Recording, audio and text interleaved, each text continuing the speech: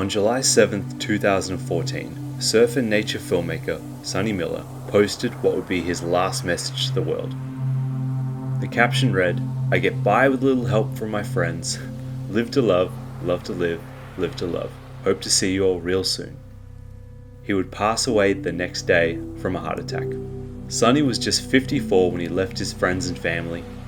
I recently had the pleasure of reading the biography, The RIPCURL Story, with a good chunk of Chapter 6 devoted to the exploits of Sonny and his groundbreaking film series, The Search, along with Tom Curren. I'm ashamed to mention this, but until that moment I had never heard of Sonny and his rich legacy, so I decided I wanted to find out more about him and share it with the world. So I guess I'm going to call this Searching for Sonny Miller.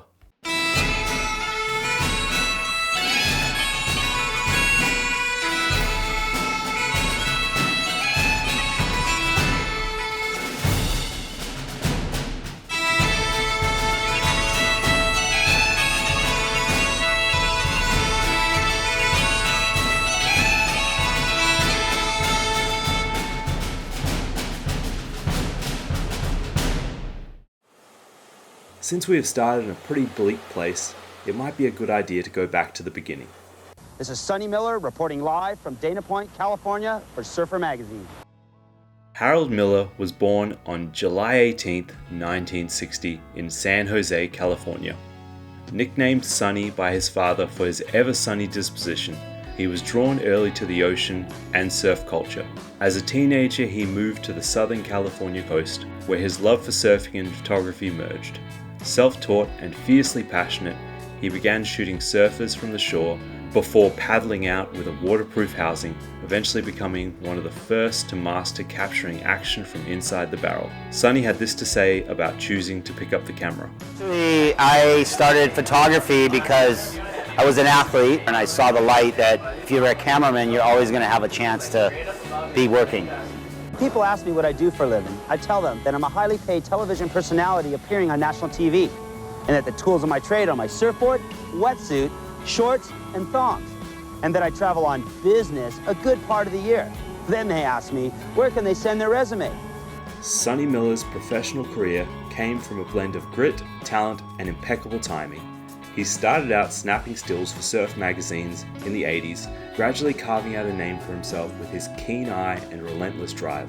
When I look through a viewfinder of a camera, I am like painting a picture with it. I'm putting the subject matter to one side or the other, or how I like let something come into the picture and then leave the picture. You're not like a hunter that's just keeping your scope on the subject until it stops. You sometimes want to find this moment. The imagery, it's like being a painter, really. All his dedication would eventually pay out in dividends, as he would go on to be selected for the role that would define his career, and he directed The Search. Sonny, how did they approach you? This idea of The Search, what was going through your mind when they gave you this? Well, I hate to do right now. They're randomly looking for the ultimate pilot.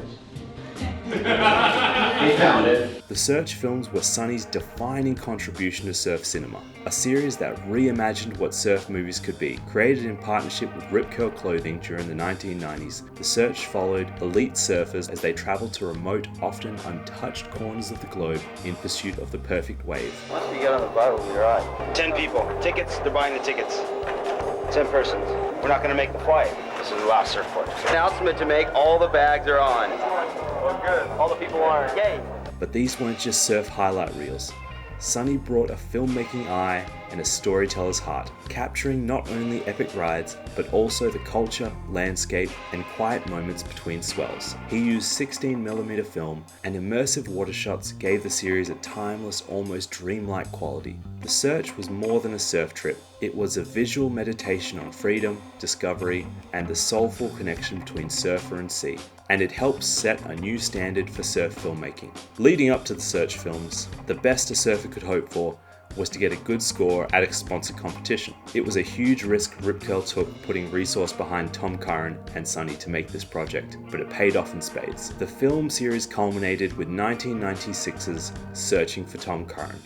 it is still considered Sonny's most beloved and influential surf film, a poetic and intimate portrait, one of surfing's most engaging figures. At a time when Tom Curren, a former world champion, had largely vanished from the competitive scene, Sonny followed him on a free-form journey across the globe, capturing the soul of a surfer who had nothing left to prove. Rather than focusing on trophies or titles, Searching for Tom Curren celebrates style, solitude, and the joy of riding waves purely for the love of it. The film became a cult classic, not just for Curren's flawless surfing, but for the way that Sonny's lens allowed audiences to feel like they were in on the secret, part of a deeper, more meaningful version of the surf life. The film would go on to win Surfer Magazine's Video of the Year in 1997. But I don't want you to take from that Sonny was not a fun person to be around.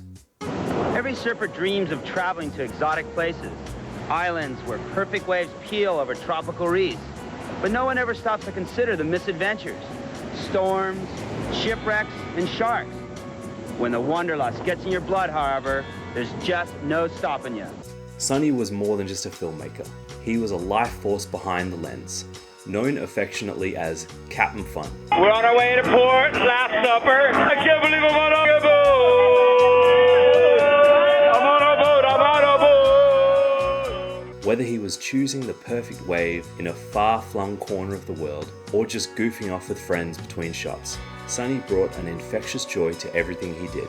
He had a rare gift for turning even the most mundane travel hiccup into a story worth telling. Always quick with a laugh and ready to lift the mood, his nickname wasn't just a title, it was a way of life. For Sonny, fun wasn't a distraction from the work, it was the reason for doing it in the first place. That spirit, that lightheartedness, ran through his films and the friendships he built, leaving behind a legacy of stoke that continues to ripple through the surf world today. Tom Curren had this to say: "You know what held it together was Sonny's personality. He had a way of cheering people up when they were not feeling so good. So that's what he was able to do. Look at the hilarity instead of the hassle." Sonny's unique eye and mastery of filming in the ocean eventually caught Hollywood's attention. His first major studio project was as a water camera operator for In God's Hands. Working on a slick Hollywood production gave Sonny the opportunity to show off his skills while learning from great industry mentors. The film was a flop. Next came Blue Crush in 2002, where he was brought in to shoot the surf sequences with the same raw, immersive style that made his surf documentaries so iconic. His work brought an authenticity and kinetic energy to the film that stood out.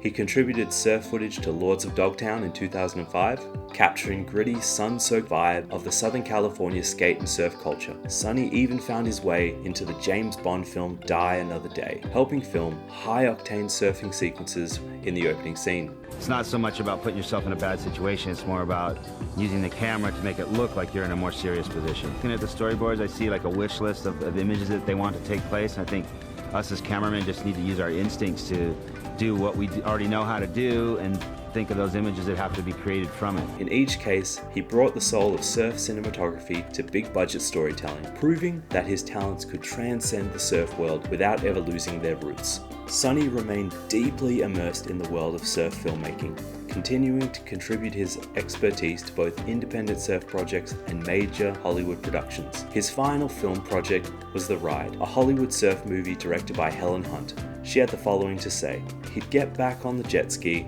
and point that box at me while I surfed, or fell, while I surfed and screamed during the hardest year of my life. Sonny helped me to put those things on film." After a long day of reshoots, she'd invite Sonny to sleep on her couch for the evening. He'd never take her up on it, choosing to go on his own way and meet early the next morning. He was spending his evenings with his mother, who was slowly passing herself. He didn't bring any of his pain onto set, but his mother's illness and eventual passing was clearly taking its toll on Sonny.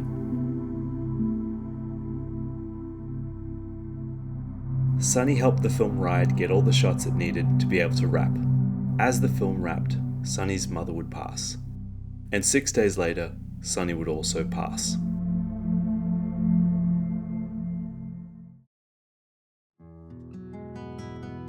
A paddle-out is a traditional memorial ceremony predominantly practiced by surfers and ocean enthusiasts to honor a deceased loved one. Participants paddle out their surfboards out into the ocean, form a circle, and scatter the ashes while remembering their loved one. It's a powerful way to celebrate a life connected to the sea and for the community to grieve together. On October 26, 2014, Sonny was paddled out to his final resting place, his home beach at Salona Beach in California. His urn was unsurprisingly one of his old water housings.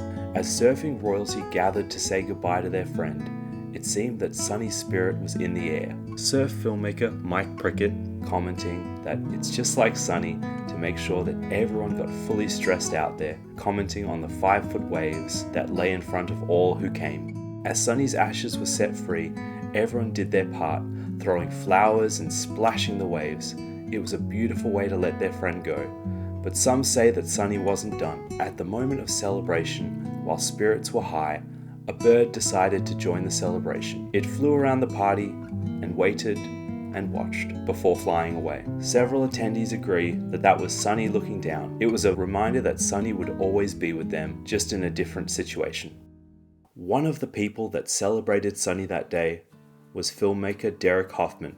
Derek Hoffman had spent his career filming surfing as well as television shows, but one of his big breaks was being camera 2 on almost all of the Search films. After hearing the news of Sonny's passing, Derek and his family came to the decision that he needed to help in any way he could. Chance would have it. I was coming home from a job. I was going back home to Hawaii. I had a stopover in LA. I haven't seen my wife in a couple months. I talked to my wife. I'm like, hey, honey, I'm going to fly home. Then I'm going to come back and help out here. And she's all, no, you shouldn't come home, Derek. You should go and help. Well, the next morning, I rented a car. I drove down to Sonny's house. And I basically showed up not really knowing what to expect other than I'm here to help. And it turns out when Sonny's father, Bud Miller, came into town, and he's like, Derek, I would love for you to be able to tell a story about my son one day. I was like, Bud, I would be honored to tell the story about Sonny Miller. In the scramble of what to do in such a tragedy, it became evident that Sonny's father needed Derek to take on the monumentous task of Sonny's video archives. And then what really came about is nobody knew what to do with this footage. I mean, here you're looking at thousands of film reels, thousands of Betacam tapes, tons and tons of slides. You know, Sonny's artistic work. Sonny kept everything. He never let anything go. Decades of film canisters and videotapes. A lot of this footage had been forgotten to time, and the projects they were part of were long out of print. At this point, even Sonny's biggest film, Searching for Tom Curren, was unavailable to the public, mostly due to music copyright agreements only existing for the initial VHS releases. Derek decided to pick up the challenge of saving Sonny's legacy. First, he moved all the media into a safe and temperature-controlled location. Then the real work began of re-releasing Searching for Tom Curren. And then I remember the conversation I had with Sonny just the year before.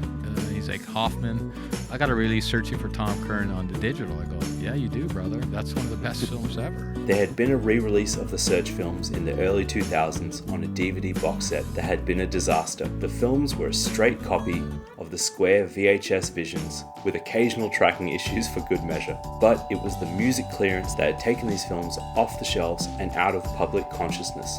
Regaining these rights while working with major record labels was not anything close to fun, but Derek worked away, and with the now digitized 16mm footage from Sonny's archives, was able to piece together a shot-for-shot, high-definition version of Searching for Tom Curren. Searching for Tom Curren would travel to packed cinema houses of roaring cheers from fans and a new generation of surfers, as well as all the elders. It was important for Derek that a new generation would be able to see this film and where everything came from. And this is where Derek's journey would go with Nalu TV. I should mention at this point that this is not an advertisement for Nalu TV, but in telling Sonny Miller's story, Nalu TV will now and forever be part of the legacy. It is where you can rent and buy his films and watch them, show them to your children, and watch their eyes get as wide as yours did the first time you saw it. And as the company grows, so will the releases of Sonny's works, as well as the works of many other maverick filmmakers. But back to Sonny.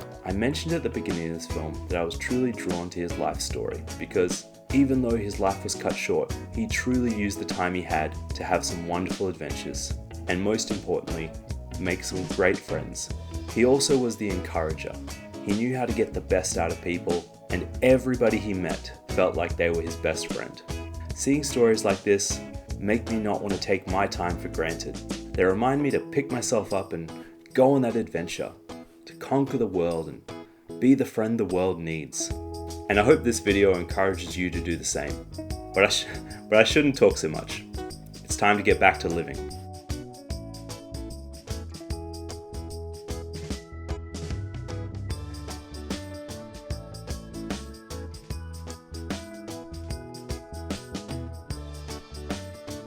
I'm Sonny Miller, and I'm out of here.